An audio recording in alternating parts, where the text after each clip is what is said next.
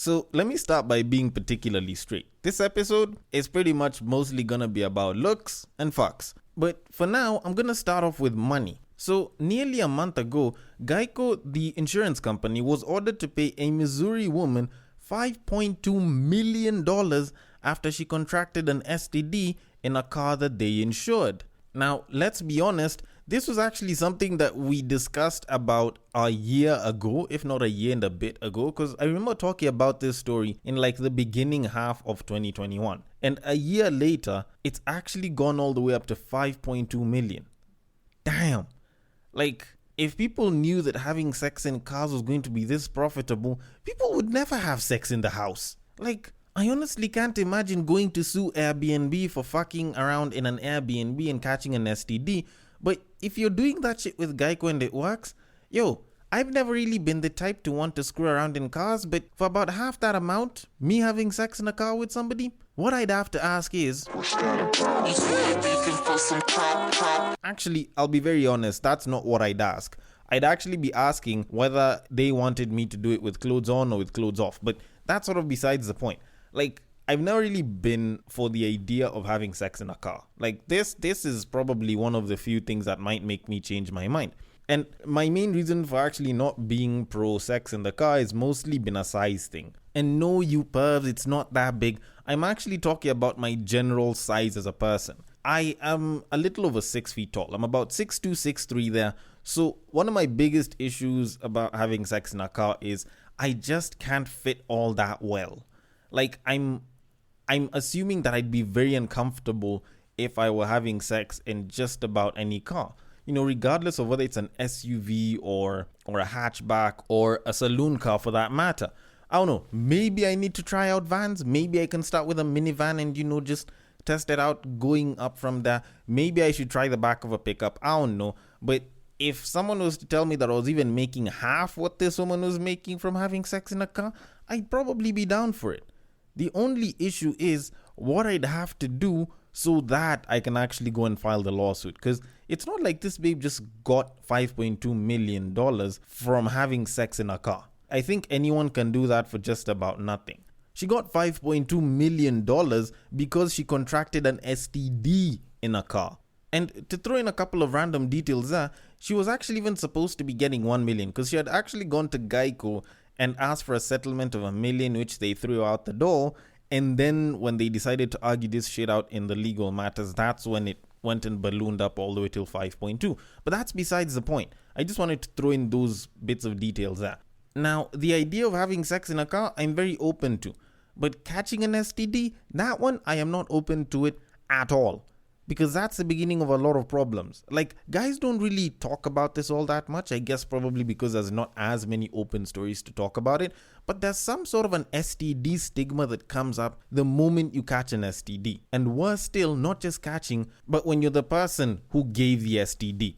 Like, for example, if I banged this shorty and then she ends up catching, say, HPV or some other STD, not even the incurable types like HIV and shit, like, I'd get so much stigma, I'd never get a chance to smash like a babe, like 2-3 circles out of, my typical normal circle, simply because of that one STD story. So even though I was going to make 2.5 mil, I don't think I'd end up saving all of that money and banging random babes, in as much as I might end up paying for the pussy that I get, because most of the so-called random babes know a friend who's a friend to someone that I give the STD to.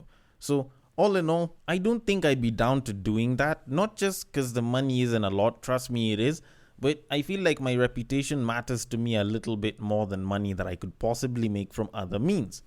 Kind of like this podcast, which I definitely should have started by saying, welcome to Breakdown on West Side, your number one breakdown podcast, coming to you from Nairobi, Kenya. The man on the mic is a man who now wants to insure his car for conjugal damages so that I can fucking make a bit of money on the side. He's a man who once believed Bukkake was a Japanese form of martial arts. It is none other than your tall, dark, and mildly handsome man, Sir Denver B. The show is Tweetstreet, the show where we take a deep dive into Twitter, pull up a couple of tweets, and break them down a little bit. Now, as usual, if you know the drill, then you can repeat it after me. If you don't know the drill, then it's okay, I'll say it. And if you do know the drill and you don't want to say it, then it'll just ring in your head. And it's on how it is that you can contribute to the making of this episode from the many tweets that you might see. And it's a pretty simple drill, and it goes like this. You see that tweet, you like that tweet, you want us to discuss that tweet, you send that tweet. You send it to the DMs of @BagakaTheD, which happens to be my personal Twitter handle, and I will take it from there and I will handle it accordingly. On Facebook and on Instagram, if it is a screenshot, if it is a screen grab from Twitter that you think we should be discussing, then the place to send it to is @Breaktime on Westside on Facebook and on Instagram as well. And if you are listening through an app that allows for ratings and reviews, a nice rating and or review of the podcast would be highly appreciated. Keeps me up on the charts and shit, and allows me to continue saying that I am a chart-topping podcaster, because the truth is I am, yes, a chart-topping podcaster. Now, all that said and done, we do have a bunch of tweets to discuss, and I'm gonna be honest, I did end up spending a little bit more time than I should have discussing good money-making pussy, much as it does have an STD right about now. But before we get to the tweets, we need to talk about something that I've noticed lately. Now, of late, when I open IG, I do see quite a number of booty pics, not just on the explore page, but even on the reels. Like, there's a lot more reels with ass right about now whenever I open my IG. Now, don't get me wrong, I think that's the algorithm that just knows what it is that I like and is trying to cater towards my needs so I can stay on the app longer. But more so than that, it's actually quite surprising how many influencers, how many babes on the internet are literally getting a huge following just because of ass. Like, the internet, social media, Instagram to be more specific, is actually making this whole idea of ass to be such a huge thing.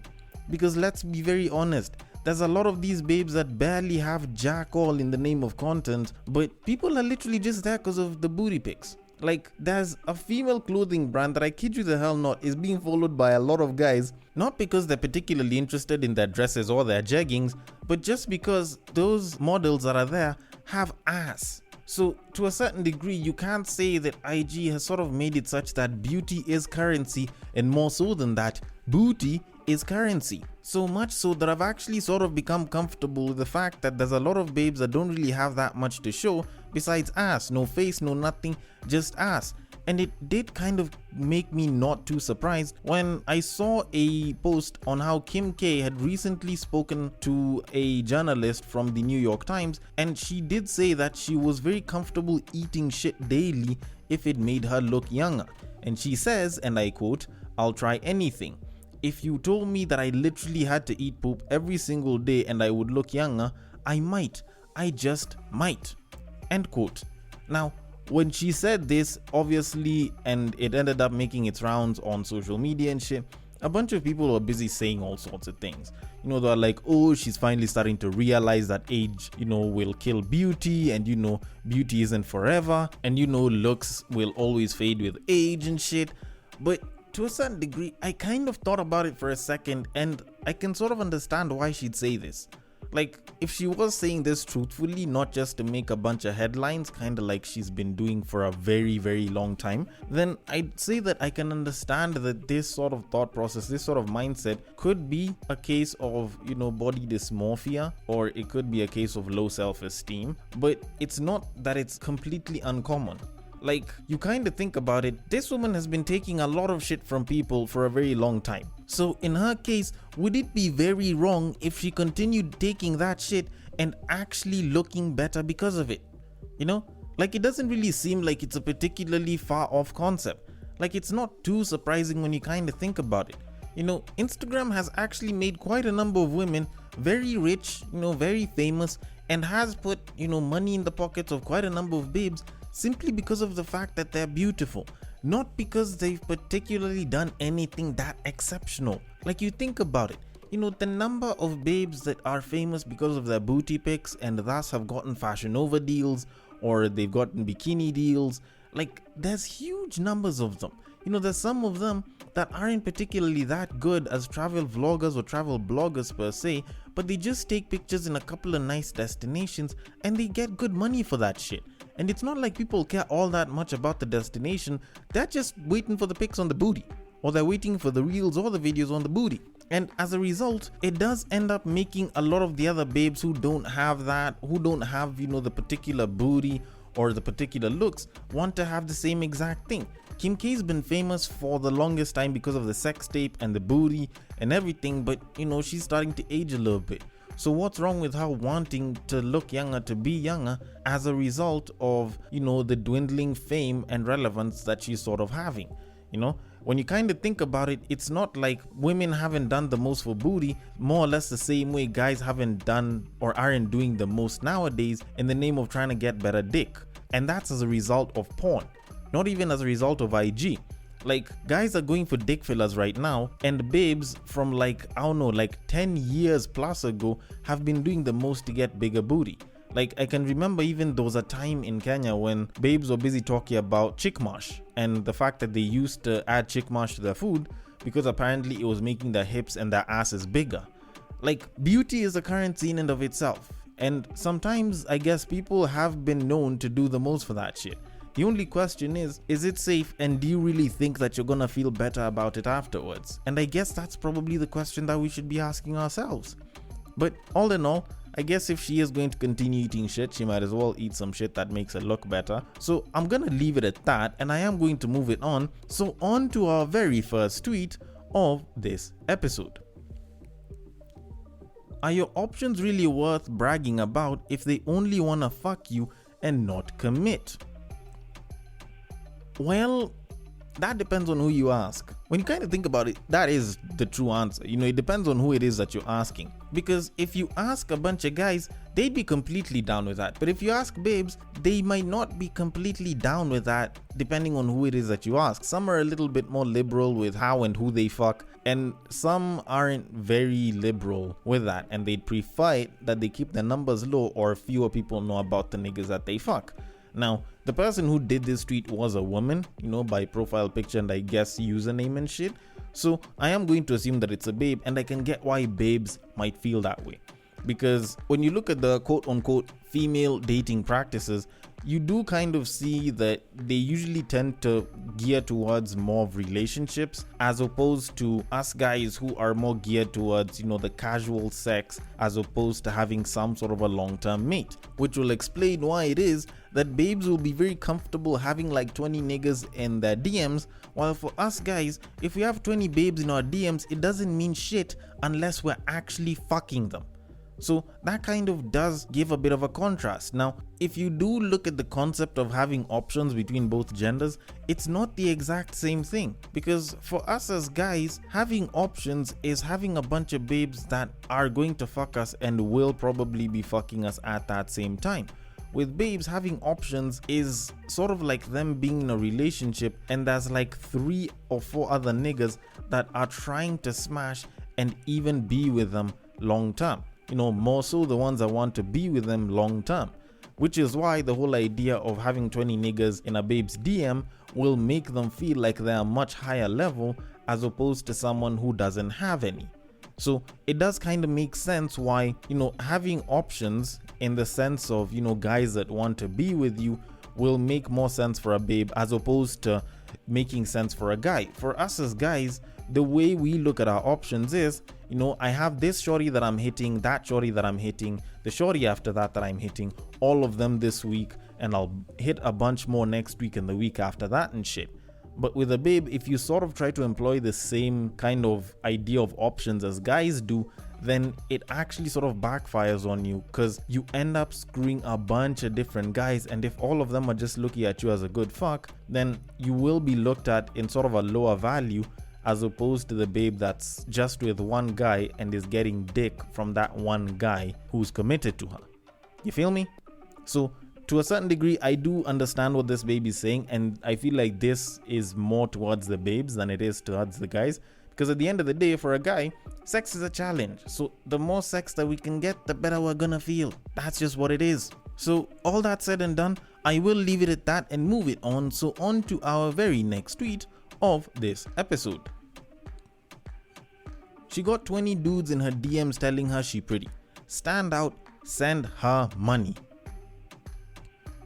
Alright, this actually doesn't seem like a particularly bad strategy. When you kind of think about it, it's not entirely all that bad. Because to some degree, you are possibly standing out. Except that if you were to think about it, if say 100 guys wanted this babe and 20 out of those 100 guys are in her DMs telling her that she's pretty and all 100 of them got exposed to this information, then you probably wouldn't be the only one sending her money.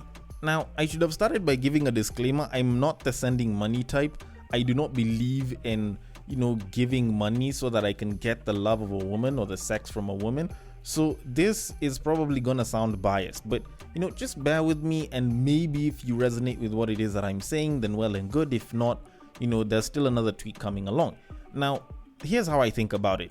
If I am one of a bunch of guys that's giving her money, then it's still going to make my work a lot harder, because now it might end up becoming a case of who gives her more money instead of who just gives her money. Because if I'm not the only one who's giving money and we're not all discussing how much we're giving her, then it's probably going to be different amounts, and the one who gives the least amount of money is automatically going to be written off the entire equation.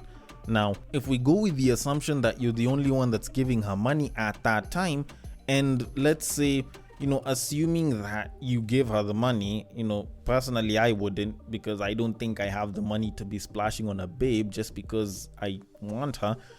Assuming that you're the one that gave the money and she decided to be with you because you gave the money, then you'll probably have to stick to that expectation, because now it's not just the enticer that managed to get her there. Now it's become an expectation. She's gonna expect you to be giving her money. Now, if you do not have the money to constantly give her, then one of two things will happen. One, she'll probably not like you all that much, or she might feel a bit miserable, or possibly even end things with you because you're clearly not satisfying her needs, financially speaking. Or she might just end up cheating on you with someone who is giving her money and is probably going to be smashing without giving any more than just the money. Now, either one of those scenarios seems bad when you kind of think about it, because it's almost like now you're going to have to be making money just to sustain your relationship, or you're gonna be on the losing side of a relationship that isn't even all that fun. Because the way us guys kind of look at it is, it's better to be the guy that's putting the money down and fucking her, as opposed to the guy that may or may not be giving money but only gets to fuck her and only her sometimes. Because at the end of the day, for me, my money goes down and it kind of works on a per hour basis. But your money went into getting someone that you now have to be loyal and you have to commit to, meaning that you can't fuck other people, or at least you're not supposed to fuck other people. And worse still than that, it's not like you're going to be getting the sex every single time you want it. I will pretty much just hit her up, and as long as she's free, I'm gonna be getting the pussy as the guy that puts the money down so that we can fuck. So all in all, you're still losing out even though you did put money down earlier, so you probably shouldn't even have bothered with it in the first place. So please fellas, don't bother with this shit. You don't have to send her money. If you're sliding into those DMs and she doesn't really like you, go ahead and find someone else who will. She's not the only babe that you can be with, Anyways, all that said and done, I will leave it at that, and I will move it on to our very final tweet of this episode. Sex is too personal to be out there just having it with anybody. Okay, this is another one where I'd probably say it depends. Because on one end, yes, and on another end, no. And it actually depends, one, on gender, and two, with the amount of pussy, or at least with the amount of sex that you get as an individual. Now, from a babe side, I can get why someone would say sex is too personal to be out here just having it with anyone. And nature sort of forces that rule on babes when you kind of think about it, because women actually do suffer the biggest consequences when it comes to sex. Now, with guys, it depends. Like, for a guy who gets a lot of babes, for a guy who doesn't find it all that hard to have sex, then yes, you can sort of agree to this and sort of reduce the number of babes that you bang. If you've been banging too many babes and you've been banging like every single babe. But if you're a guy that hasn't been getting that much sex, who barely gets any sex, which is actually quite a huge number of guys right now, then you'd probably say that this guy is saying absolute bull. Because you kind of think about it, if you as a guy is banging probably, less than 10 times a year, and it's probably like 1, maybe 2 babes at the most, which is actually way better than, I'd probably say, close to 50% of a certain group of men, then you'd probably believe that the more the merrier, right? And if you get a chance to get the more, then you will be merrier. Like, that's just facts. Guys will always look at sex as a challenge because most guys will rarely ever get sex just like that.